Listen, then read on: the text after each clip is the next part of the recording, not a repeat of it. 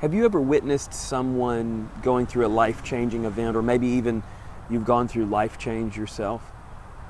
I've seen that happen a couple of times in my life, but I think the one that stands out to me most is something that happened when I was in high school.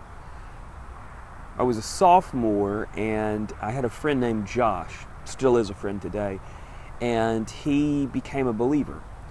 And he began to systematically change everything about his life, at least as far as I could tell. And I knew him pretty well before, and I knew him pretty well after, and he was different. He was a different kind of person.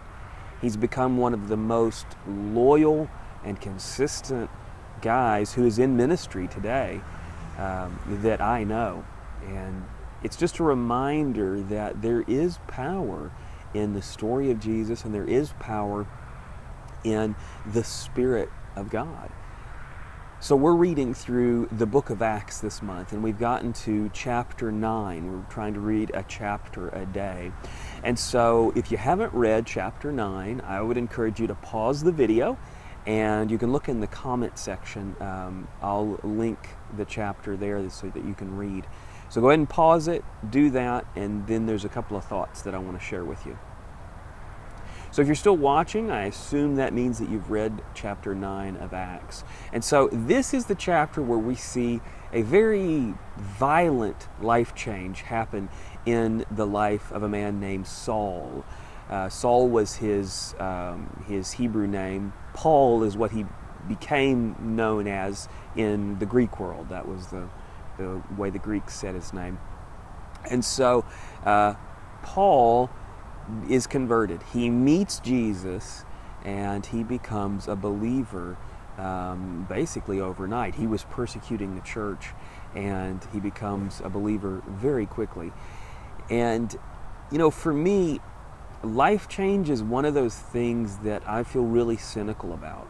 Even though I've seen it happen a handful of times, it's hard for me to believe that people are ever going to change.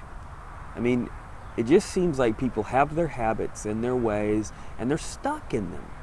But Paul's a reminder that people can change so dramatically that you wouldn't even recognize them. It tells us in the chapter that when he went to Jerusalem, the believers wouldn't even meet with him because they were so scared of who he was, so scared of his reputation.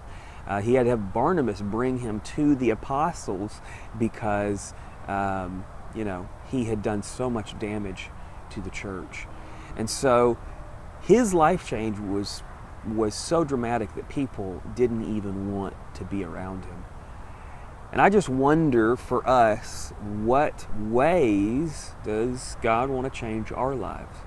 I've been praying for wisdom in the last probably 6 months. I don't know that I'm any more wise, but the Bible tells us to do that, and I've been trying to do that. And that's one way that I hope my life begins to change, is that God would give me wisdom and opportunities to use that wisdom. So in the comment section, I'd love to hear how you'd like to see your life change, how you'd like to see God change your life.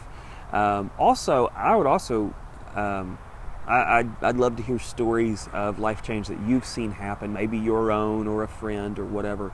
But I think we all like those kind of stories, to see how people have come from one place and sort of arrived somewhere else. So feel free to share those in the comment section.